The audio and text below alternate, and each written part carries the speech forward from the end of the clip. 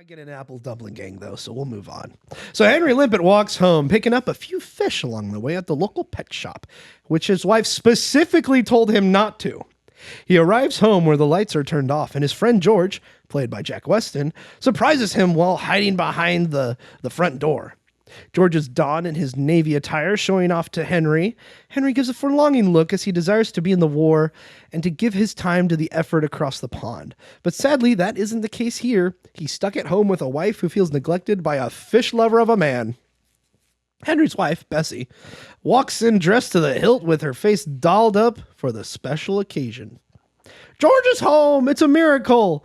This scene involves George telling Henry how he's been promoted, and him and Bessie try to convince George that he has a problem, which he definitely does, with fish. Henry's not very self-aware and doesn't think he has an issue. In fact, he wants to be a fish! And a song ensues, mistakes are made, and his wife threatens his life and makes Henry choose between the fish or her. The confrontation happens all while George chuckles as he's giving Limpet the side eye while he sips on a cocktail. David, what were your thoughts during this scene? I was This scene's something else. flabbergasted to say the least. Yeah, this What pops up? What pops out of you for this scene? So yeah, you mentioned earlier that, we did 2 films about mental health. I think we should have done 3 films about mental health, because Don Knotts has some serious psychiatric issues that need addressing. I mean, it's not... I don't know. Have you ever seen Harvey, David, with Jimmy Stewart? Where he has an imaginary friend who is this giant rabbit, and it's invisible to everybody else, but then it's actually real. And everybody tries to put Harvey into... or the rabbit's name is Harvey, and Jimmy Stewart's character is his friend. Have you ever seen that? No, I haven't seen it. So, I'm not going to say it's like Harvey levels of crazy, but it's borderline, especially around this time, he might get thrown into an insane asylum. Well, it's crazy in that he's lamenting that his life is so awful. Yeah. I want to go to the war. That is I wish I could just be a fish swimming around in the ocean. And it's I'm pretty sure your problems stem from the fact that you're obsessed with fish. If you maybe paid attention to your wife just a little bit, she might not be nagging you all the time, and your relationship might not be so strained. Yeah. But instead, he's constantly doting on fish. And it's I don't understand. He's got these bizarre ideas that are he somehow thinks that living life as a fish in the ocean is somehow going to be a carefree existence, when, it's a well-known fact that the life forms in the ocean face, constant danger and could die at any minute. And here he is, working a comfy office job, and somehow swimming around as a fish is going to be more carefree than that. And then also he spouts off these weird ideas about how we're descended from fish, and it's that doesn't even make sense from a secular evolutionary perspective, because it's just for context. Yes. So from a secular evolutionary perspective, the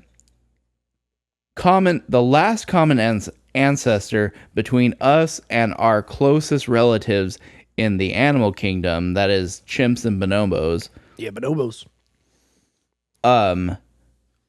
Our closest common ancestor with them was millions of years ago. So millions and millions of years ago, the evolutionary line diverged between, and one line ended up producing humans, and one line ended up producing modern primates like chimps and so forth.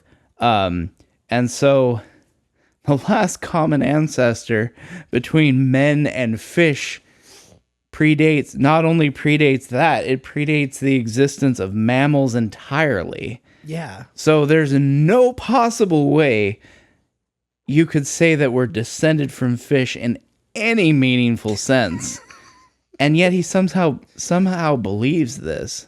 And this is like, this movie was made in the 60s. Yeah. Like, yet evolutionary biology wasn't as developed as it is now, but it was pretty darn developed. Yeah. Like, Darwin wrote The Origin of Species in the late 1800s. Yeah. So evolutionary science is pretty well established by this point. Yeah. And he's spouting off nonsense about how we're descended from fish and like all it's going to take is one disaster for humans to disappear, and then the fish are going to once again crawl out of the sea and produce a new race of men. Like these are the kinds of ideas that like start cults. Crazy stuff. I would like to imagine that just put your hats on for a second. You're in the 40s. You're reading all this stuff in universities. You get a good college education, apparently. And this is before the whole, normalization of the education system for elementary schools established. There's school, but it's not like established nationally. Like the government's not superimposed on it at this point. This is in the 50s.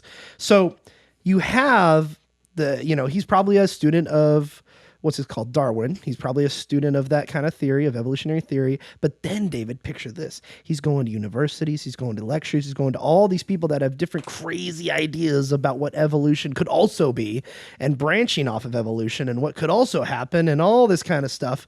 That it's basically like he goes out and does his own research in quotes and is basically like listening to the Joe Rogans of the 40s and all this kind of stuff at lectures and getting all this juicy input from different universities. And he's like obsessed with it. And he's just imagine, man, like it was crazy back then. There was no fact checking, no nothing. You were just doing and reading all these books and everything and just craziness, man. Well, that's the thing is crazy. He's like, so basically the people who, quote unquote, do their own research nowadays, have a pretty good cause to want to do their own research. And there's a side of the political spectrum which wants to denigrate those people and pass them off as loony conspiracy theorists. This George Limpet guy is basically Henry's. I don't know why I said George. George is his friend. Yes, that's right. George is his friend. Stickle. Stickle.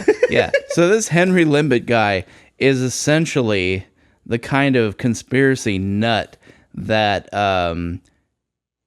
gets that basically people are strawmanned as today. He would be 100% a flat earther today. Yeah, 150%, and not the cool kind that is ironic. That believes it ironically. Not the Jake Paul kind of flat earther. No, he would be like a real flat earther, like a true believer. Yeah, he'd be like a Robert Epstein. We didn't land on the moon kind of stuff. Which, do your own research, people. All right, so something else that stands out to me in this scene, specifically in the apartment, is how his wife fawns over George.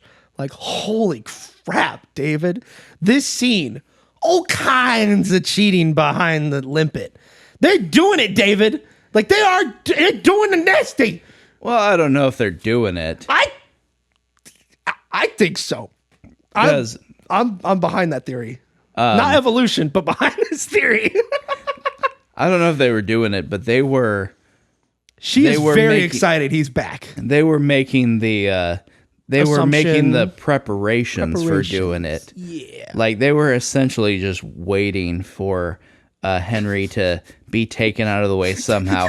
I don't think they had any. I don't think they had any plans. They didn't have plans necessarily. Yeah, they're not like nefarious in any way. Yeah, there's no malevolence. There's no malevolence. But there is this sort of, you get the idea that they're just kind of waiting for this moment when like Limpet's gonna mess up so badly that his wife is just gonna be done with him. like it's going to be a deal breaker and their relationship is going to be over. It can't continue.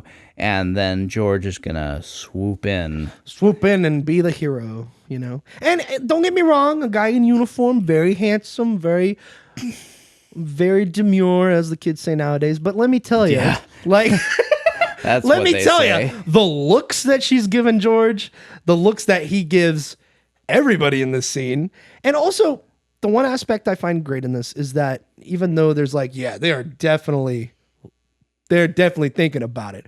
It's he does genuinely care about George from what I can see. Yeah, he might want to be with his wife. Sure, he loves Bessie, but like, let me be clear. He generally says, "Hey, man, maybe you shouldn't look at that giant bowl of water, you know, in that fish bowl. You should." He says straight up, like, you should definitely like take a look and pay attention to Bessie. Like, you should be better than this, you know? Yeah. And they even convince him. They're like, oh, but we could go do this. We could go have a fun time doing this and all that. And he's like, no, I don't want to do that. I'm not. He doesn't want to go out. Yeah, you know? he likes to read his fish books. And his he has that chart of the evolutionary track of fish too. Oh, and he yeah. says that, oh man, imagine we should put humans back in the ocean, and then 2 million years later they'll probably come out better than before. The one thing I was gonna say about George and Bessie is that when George comes over to Henry and Bessie's place, like, he is definitely rizzing up Bessie. Oh, 100% rizzing it. As the kids say. As the kids say. She is getting rizzed up. Definitely. There is so much risk with this man. Let me tell you. And Jack Weston, I've seen this guy in Twilight Zone episodes, especially the character we'll meet later, the captain, who's also been in Twilight Zone episodes. Like, these are awesome actors. I love them. They're great. But man, like, his acting is really great in this. I just love him because, like, there's all those funny looks that he gives and the facial expressions. And there's some sense of endearment to his love for Henry. Like, he loves Henry. Yeah, he really sells the character. Yeah, he sells it well. It's goofy, but he definitely sells the character. Yeah. Whereas some of the other acting in this movie is a little more questionable. Yeah. So let's see. I don't think I have anything else to say. One thing I do want to bring up, David, is the lights were turned off when he got home. Now, that of course could be that George turned them off because he wanted to surprise Henry and not see him.